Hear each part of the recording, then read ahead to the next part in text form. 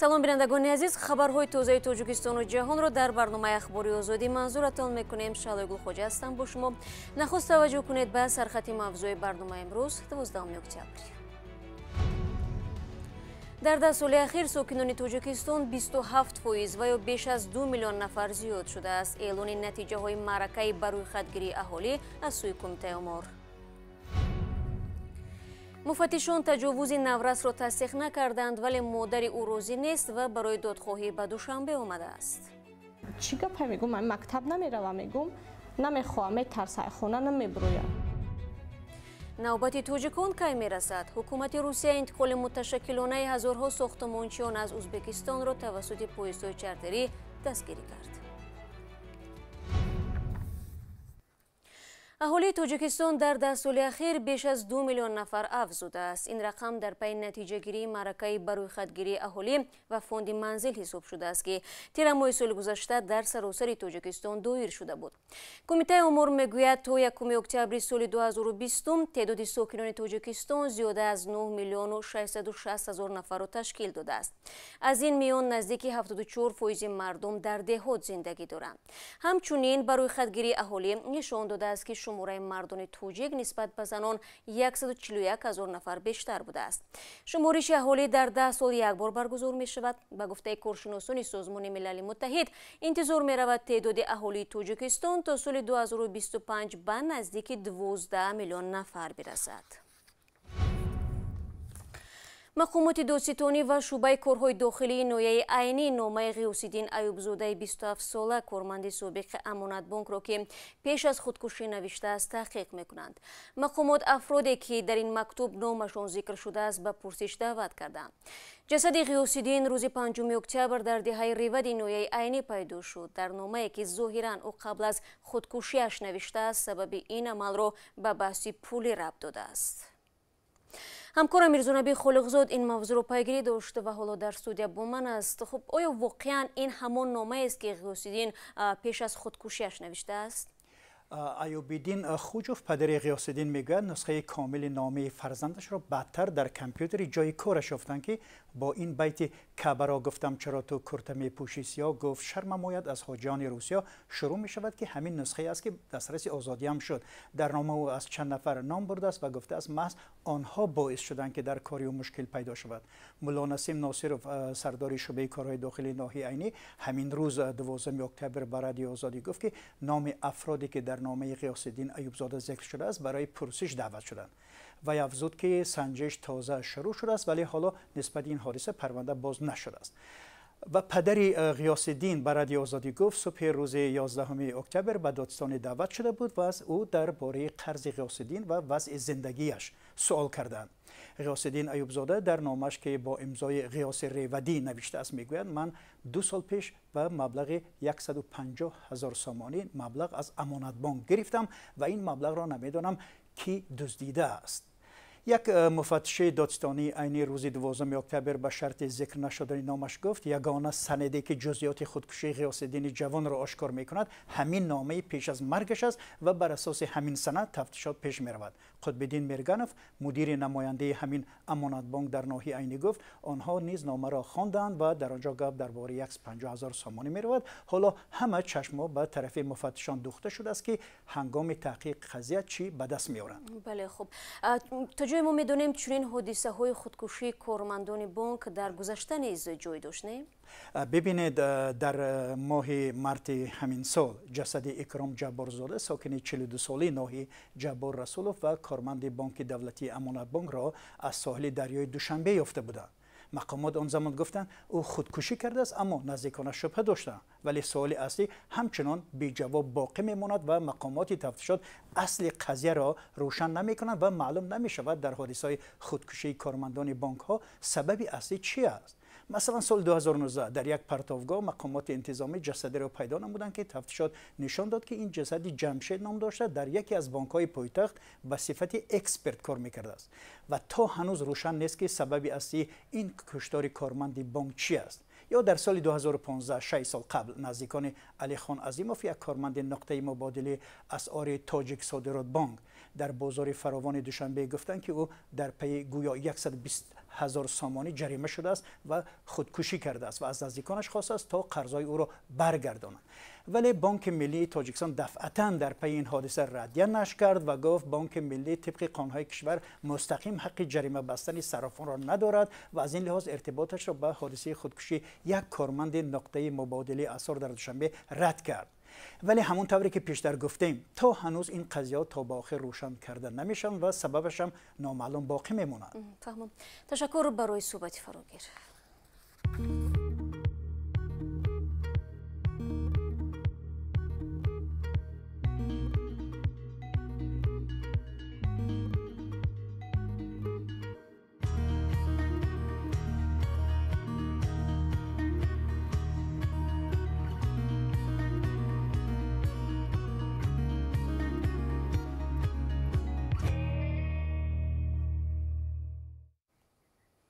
برنامه اخباری آزادی را ادامه می‌دیم.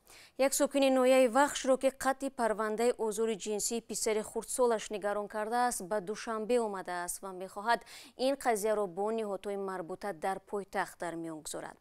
به گفته این مادر او به شفافیت کاری دادستانی وخش دیگر امید نمی‌بندد زیرا تلاش‌های بیش از 5 ماهش برای مجازات جوانی که فکر می‌کند در ازاری جنسی فرزندش دست دارد نتیجه نداده است. هرچند دادستانی وخش در صحبت با الشیر ظریفی و شهلوی عبدالله قرار قطع پرونده را قانونی دانسته است. прокуратураи вахш чӣ кард оғоз кард. ин зан иддао дорад ки писари 10 солаш аз сӯи ҷавони озори ҷинсӣ дидааст, аммо додситонӣ бидуни огоҳии онҳо парвандаро нисбати ҷавон қатъ намуда ӯро аз ҷавобгарӣ озод кардааст. ӯ қатъи парвандаро ноодилона хонда мехоҳад тафтиши парвандаи озори ҷинсии писараш аз сари нав ва одилона баррасӣ шавад. тарс ваҳмаш бисёр шуда ка мактаб намера мега. مکتب نمیرم همه جام در میکنن نمیرم مکتب خدا میگم برای چی مکتب نمیرم میرم معلمش میپرسم میگم که همین یگم کس میزنه یگم گپا یگم چی گپا میگم من مکتب نمیرم میگم نمیخوام میترسه خونه نمیبرویم بو در شب خوش همه یکنک سخته کده یکنک سخته کد بخیر بولم دود زده میخزنم خیر میشینه میخزه خوش چشمش پوشیدگی گریه دوره گفته است. دادستانی وخش در قرار خود оид ба қатъи парванда нисбати ҷавони айбдоршаванда хулосаи чанд ташхисро дар нисбати ноболиғ зикр карда иттиҳомот алайҳи ҷавонро исбот нашуда арзёбӣ кардааст. дар нусхаи ин қарор айбдоршаванда ҳангоми нишондод худро бегуноҳ донистааст. вале модари ноболиғ мегӯяд ӯро ба ҷузъиёти парванда шинос накардаанд ва танҳо дар даст як нусха аз қарори додистони вахшро оид ба қатъи парвандаи айбдоршаванда дорад. ба иттилои додситони ноҳияи вахш дар пайи шикояти модари ноболиғ нисбати ҷавон ҳудуди 2 моҳ дар боздоштгоҳ нигаҳдорӣ мешуд, аммо бино бар исбот наёфтани ваҷҳҳо аз ҷавобгарӣ ҷиноӣ раҳо шудааст. ҷавоне ки ба озори ҷинсӣ хонандаи синфи се айбдор мешуд ва акнун парвандааш қатъ шуд 23 сол дошта ӯ низ сокини ноҳияи вахш аст. ӯ ба тамосҳои ба такрори мо посух надод, аммо хешовандонаш гуфтанд ин ҷавон ҳеҷ гуноҳе надорад зеро тамоми шикоятҳои модари ноболиғ дар мақомот тасдиқи худро наёфтанд. дар ҳамин ҳол адвокати ноболиғ зимни як тамоси телефонӣ гуфт тафтиши парвандаи зерҳимояаш мунсифона сурат нагирифтааст ва дар шаффофияти натиҷаҳои 2 ташхис низ шубҳа дорад. модари ноболиғ пас аз он ки талошҳояш барои додхоҳӣ дар вилояти хатлон бенатиҷа боқӣ мемонад ба нишони норозигӣ ба вазорати умури дохилӣ ва кумитаи кор бо занон ба душанбе омадааст. мегӯяд ба ӯ ваъдаи расидагӣ ба қазияи озори ҷинсии писарашро доданд ва талошҳояшро барои муҷозоти ҷавон идома хоҳад дод. солҳои охир хабарҳо аз озори ҷинсии ноболиғон бештар расонавӣ мешаванд. қазияи таҷовуз ба номуси духтари 12 сола аз сӯи марди 32 сола дар ҳисор аз мавзӯъҳои пурбаҳс дар расонаву шабакаҳои иҷтимоӣ буд. мавзӯъ замоне доғ ва ба танқидҳои сахти ҷомеаи маданӣ рӯбарӯ шуд ки додгоҳи ҳисор гумонбарро аввал ба 5 соли зиндон маҳкум карда сипас бар асоси қонуни афв аз толори додгоҳ ҷавоб доданд.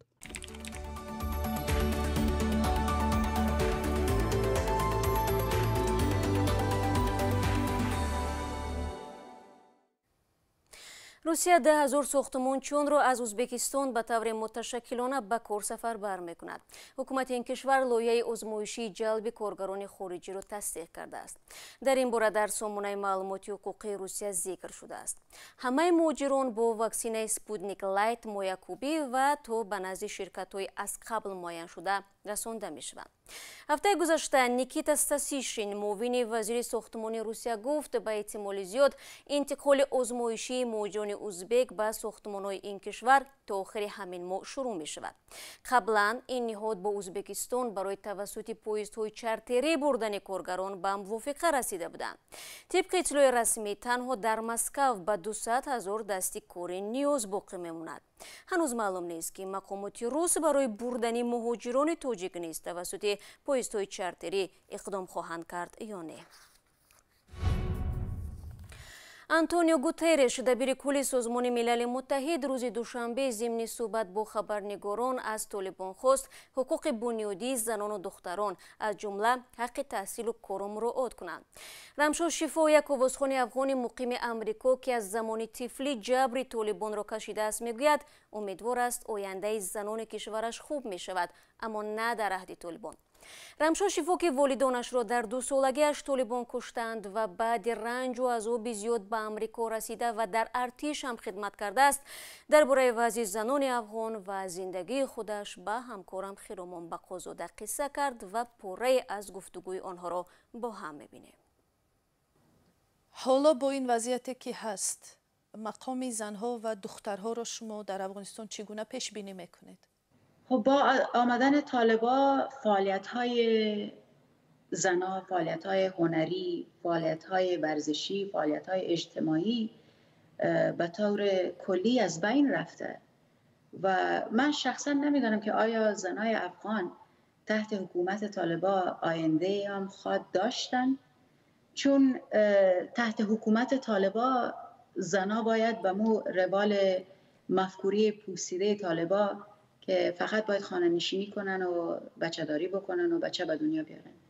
من واقعا آرزوی سلامتی و آرزوی یک آینده بهتری برای زنهای افغانستان تحت حکومت طالبان میکنم، ولی خیلی سخت است، پیشبینیش خیلی سخت است.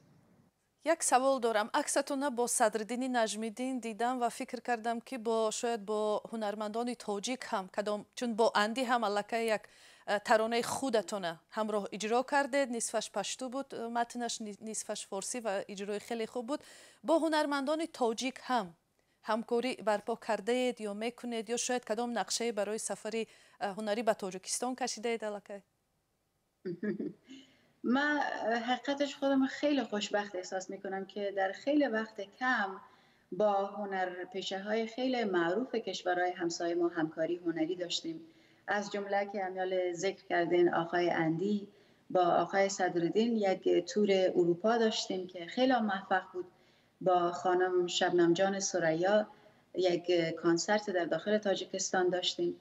خیلی دوستشان دارم، خیلی علاقه‌مند بزرگ هنر و صدایشان هستم و چرا در آینده هم خیلی دوست دارم که همکاری‌های بیشتری داشته باشیم.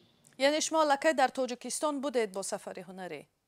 بله ما در سال 2016 که البته تازه به هنر رو آورده بودم، با خانم شبنم ثریا یک برنامه نوروز داشتیم. мусоҳибаи ҳамкорамон Хиромон Бақозода бо овозхони афғони муқими Амрико Рамшо Шифоро дар шакли муфассал дар сомонаи радиои Озодӣ ва саҳифаи мо дар шабакаи YouTube Ozodivideo метавонед бубинед. Мунтахаби Олмон аввалин шуда ба ҷоми ҷаҳонии футбол 2022 дар Қатар ро хат гирифта. Тими миллии футболи Олмон аввалин дастаи сайёра шуд ки ба финали ҷоми ҷаҳон 2022 дар Қатар ро хат гирифт. Шогирдони Ҳанс Дитер Флик дар бозии даври ҳаштуми марҳилаи интихобии ҷоми ҷаҳон 2022 дар меҳмонӣ бар дастаи мунтахаби Македонияи Шимолӣ бо ҳисоби 4-0 ғолиб омаданд ва барои тимҳои гурӯҳи Ҷ дастнӯрас шуданд. Ҳамзамон дар бозиҳои дигари ин гурӯҳ мунтахаби Руминия бар тими миллии Арманистон бо ҳисоби 1-0 ва дастаи Исландия бар мунтахаби Лихтенштейн бо ҳисоби 4-0 пирӯз гаштанд. бинандагони азиз, вақти барномаи ахбори озодӣ инҷо ба поён мерасад. фаромӯш накунед ки фардо шуморо дар барномаи сархати рӯйдодҳо мунтазир хоҳам буд. худро эҳтиёт кунед ва худо нигаҳдори ҳар як шумо.